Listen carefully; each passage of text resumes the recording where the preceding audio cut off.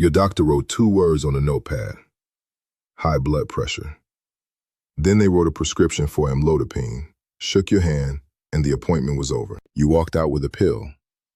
No explanation of what it actually does inside your body. No conversation about what created the problem in the first place. Just take this once a day, see you in 3 months. And here's what most men never find out until much later. Amlodipine doesn't fix anything. It manages something. And there's a very specific reason why men who understand that difference get far better outcomes than men who don't. That's what today is about.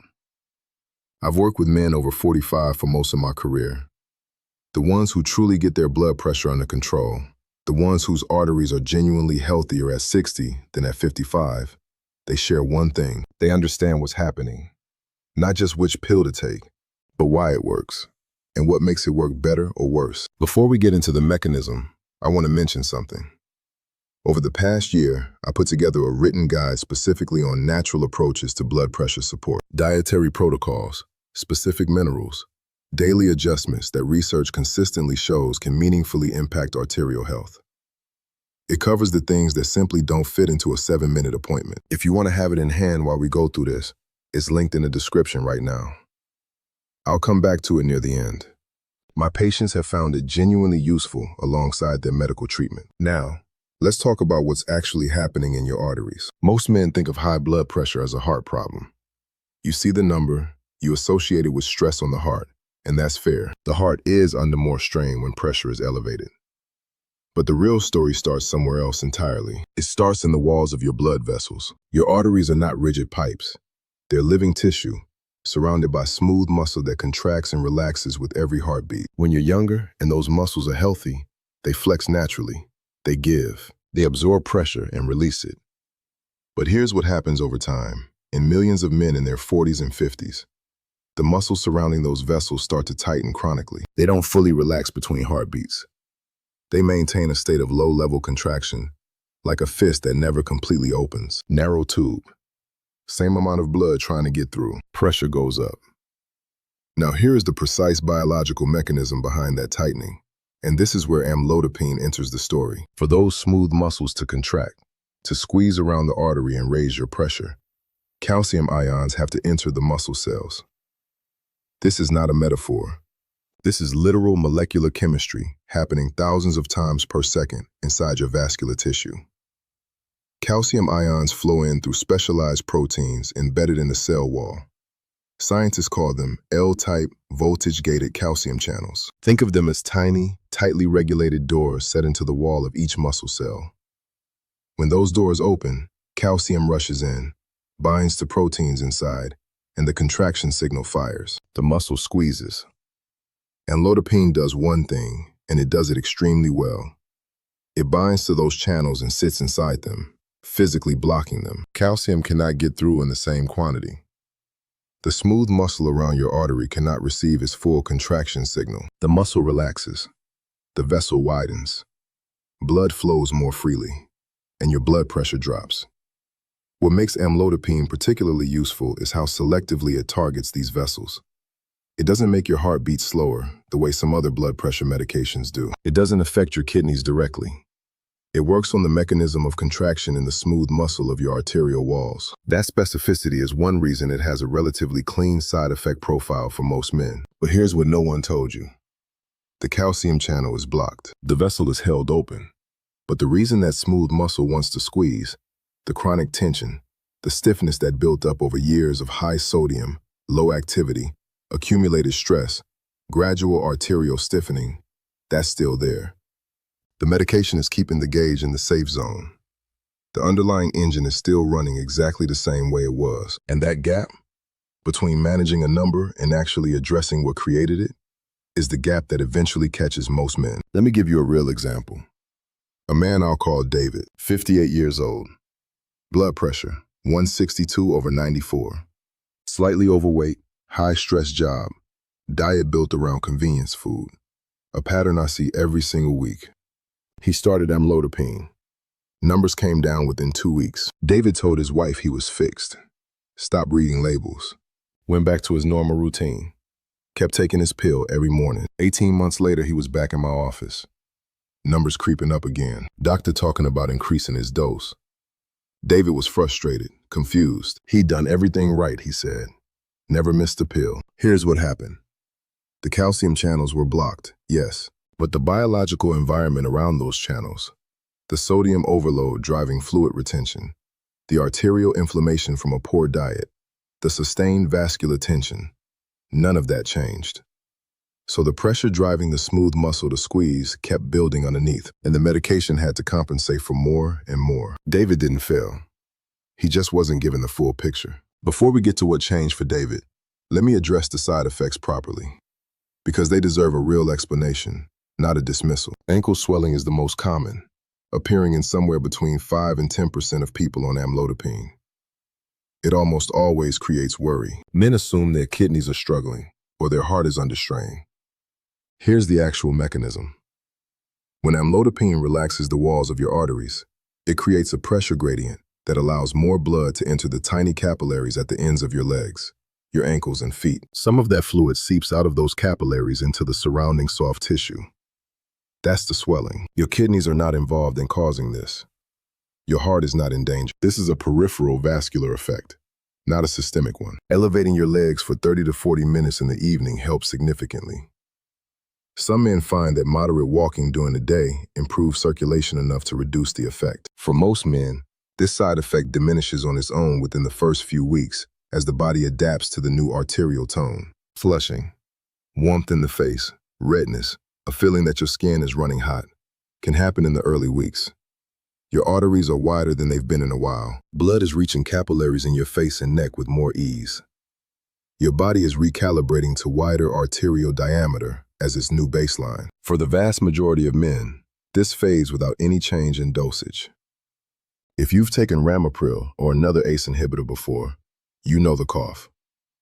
That persistent, dry, throat-irritating sensation that follows you everywhere. Amlodipine does not cause this.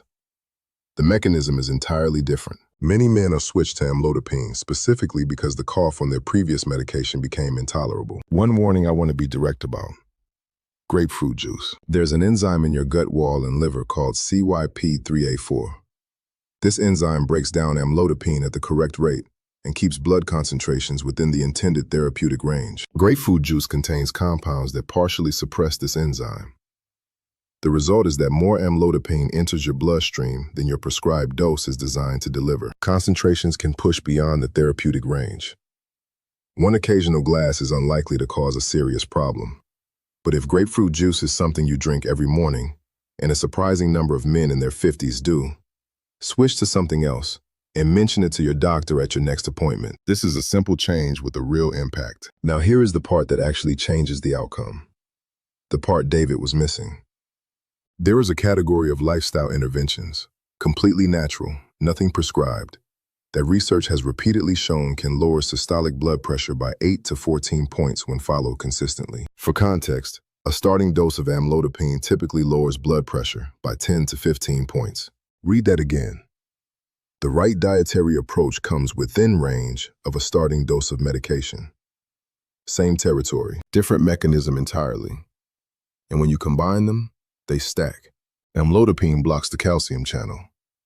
The right diet changes the chemical environment around that channel, reduces the forces driving the muscle to contract, and improves the elasticity of the arterial wall itself. Different mechanisms, same direction. You're not fighting the same battle twice. You're opening two fronts simultaneously. The most rigorously studied dietary approach for blood pressure is called the DASH protocol. Dietary approaches to stop hypertension. Not a trend, not a social media diet. Studied for decades by institutions specifically focused on cardiovascular outcomes. The principle is built around three foundational levers. Sodium, the most powerful single variable. Most men I see are consuming between 3,000 and 5,000 milligrams of sodium daily, often with zero awareness of it. The target for meaningful blood pressure management is under 1,500 milligrams. The mistake most men make is attacking the salt shaker. That's not the main source. The top contributors are processed foods, canned products, commercial bread, deli meats, restaurant meals, and takeaway food. The salt you consciously add to your plate is a small fraction of what you're actually consuming. One change that makes a disproportionate difference. Cook at home 3 to 4 nights per week instead of ordering in.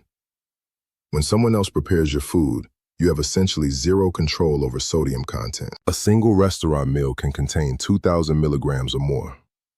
A plate of pasta at a chain restaurant can contain close to your entire daily allowance before you've even looked at the menu. At home, you are in control. That shift alone, for many men, produces visible movement in blood pressure readings within 2 to 3 weeks. Potassium, genuinely underappreciated. Potassium and sodium operate in direct competition in your cardiovascular system. Higher potassium intake signals your kidneys to excrete more sodium. Less sodium retained means less fluid volume, less pressure on vessel walls. Think of potassium as the counterweight to every milligram of sodium you consume. Bananas get all the attention, but avocados, sweet potatoes, spinach, white beans, lentils, and plain yogurt are actually higher sources. The goal on DASH is 2 potassium-rich foods at most meals throughout the day. No obsessive tracking, just something green on the plate and deliberate variety. Magnesium. This is the one that surprises men most consistently. Magnesium is directly involved in the relaxation of smooth muscle tissue, including the muscles surrounding your arteries. The pathway is different from amlodipine, but the directional outcome is the same. Vessel walls under less tension, more capable of relaxing and widening in response to blood flow. Research suggests 200 to 400 milligrams of supplemental magnesium daily can reduce blood pressure by 2 to 4 points in people with low levels. And studies consistently show that a meaningful proportion of men in their 40s and 50s are below optimal levels without knowing it, because magnesium deficiency doesn't announce itself clearly. Food sources include dark leafy greens, pumpkin seeds, almonds, cashews, and dark chocolate with 70% cacao or higher. If you're adding a supplement, magnesium glycinate or magnesium malate tends to absorb better than magnesium oxide. Worth discussing with your doctor, especially if you're on other medications. Combine sodium reduction, potassium optimization, and magnesium support with amlodipine, and you're doing something fundamentally different from just blocking a channel. You're reducing the biological pressure that drives those vessel walls to want to squeeze in the first place. The medication manages the output. The lifestyle works on the input. Quick question while we're here. When your doctor prescribed amlodipine, did they spend any time talking to you about diet? Specifically about sodium reduction or a dietary protocol for blood pressure? Write yes or no in the comments. I've been asking this across my videos for months. The pattern in the responses tells me a great deal about what's missing from these appointments. Now let me give you the week-by-week timeline, because understanding what to expect removes the anxiety that leads men to stop their medication too early. And stopping amlodipine without your doctor's guidance is genuinely dangerous. Days 1 through 3. Amlodipine is building toward therapeutic level. You may see a small shift in your numbers, or none at all. This is completely normal. Do not adjust the dose. Do not add a second pill, because nothing appears to be happening. Stay consistent. Days 4 through 7. Blood levels are approaching steady state. Meaningful movement in your pressure readings should begin during this window. If ankle swelling appears, it's most common at this stage. Keep your legs elevated when resting in the evening. It will typically ease within 2 to 3 weeks. Week 2.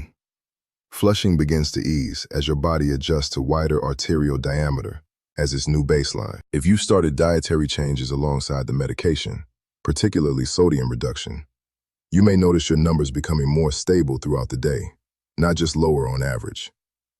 Less spike in the morning, less variability between readings. Weeks 3 and 4. Men combining medication with dietary adjustments often notice something that surprises them. Not just lower numbers, but less fluctuation.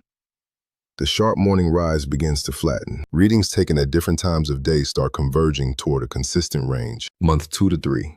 With potassium and magnesium optimization layered in, the stacked effect becomes visible in the data. This is the point where some men come back to their follow-up appointment, and the doctor notes the control is better than expected for the current dose. That is not coincidence. That is 2 mechanisms working in the same direction. Back to David. 4 months after that frustrating visit, the one where his numbers were creeping up and his doctor was talking about increasing his dose, he came back. He'd gone home with a very different mindset, started cooking at home 5 nights a week. Replaced processed lunch options with whole foods. Paid attention to labels. Started taking magnesium glycinate before bed. Dropped the daily grapefruit juice. 3 months later, his blood pressure was lower than it had been when he first started medication, 2 years earlier. His doctor reduced his amlodipine dose at that appointment, under medical supervision, done gradually, with careful monitoring. David wasn't a special case. He wasn't lucky. He finally had the complete picture. And one more thing, because I want to say this clearly before we close. Never stop or reduce amlodipine without your doctor's explicit guidance. Even if your numbers look perfect, even if you feel completely fine, especially then. The reason you feel fine is precisely because the medication is doing its job. Stopping it suddenly can cause a rebound rise in pressure that is potentially dangerous. Any changes to your dosage are a conversation between you and your physician, with monitoring and a clear plan. What you can do, starting today, is create the conditions under which that medication works most effectively, at the lowest necessary dose, for as long as possible. The pill is the floor. Your choices determine the ceiling. If you want the full written protocol, the specific dietary targets, the mineral framework, the practical daily adjustments that support what amlodipine is already doing, the guide I mentioned at the start of this video is in the description below.